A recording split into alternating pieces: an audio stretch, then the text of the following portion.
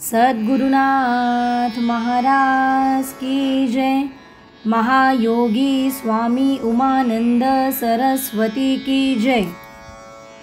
श्री गुरुगीता हा गुरुभक्ती योगाचा मंत्रराज आहे।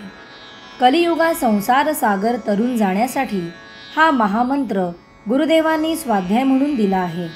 श्री गुरुगीतेतील संस्कृत श्लोकांचा अर्थ महायोगी स्वामी उमानंद सरस्वती यांच्या श्री गुरुगीतार्थेश्वरी या विवेचनाच्या आधारे आपण जाणून घेत आहोत।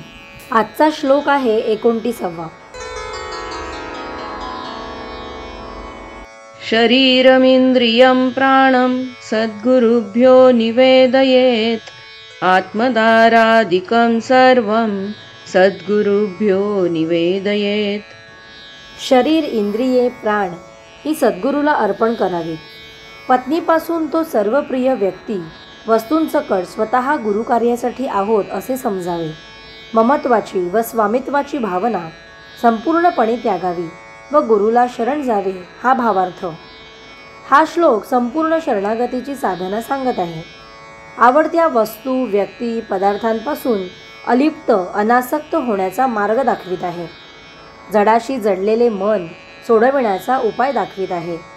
स्वतःचे शरीर, इंद्रिये, प्राण एवढेच नव्हे तर मायेच्या माणसांबद्दल वाटणारे ममत्वही गुरुला अर्पण करावे, म्हणजेच स्वतःचे मन मोकळे, अलिप्त, निर्लेप, रिकामे करावे।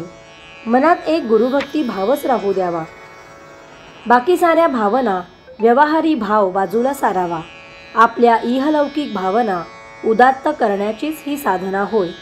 मी माझे करीत संकुचित भावनेने आपण जे जीवन जगतो ते विशाल करण्याचा सहज, सोपा, सुलभ उपाय म्हणजे जे काही माझे वाटते ते गुरुला मनोमन अर्पण करून, म्हणजेच स्वतःचा स्वार्थ, स्वतःचे सुख यांची व्यक्ती व वस्तूंकडून अपेक्षा न करता मुक्त व्हायचे।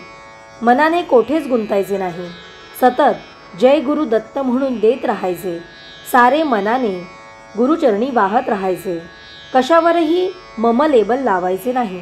प्रत्येक श्वासोच्छवासात गुरुने दिलेला मंत्र गुंफायचा। हाच खरा प्राणायाम, प्राण अर्पण करणे होय। गुरु करता करविता, स्वामी, नियंता, मालक, सत्ताधारी हा भाव सतत प्रत्येक कृतीमागे हवा। सद्गुरुनाथ महाराज की जय।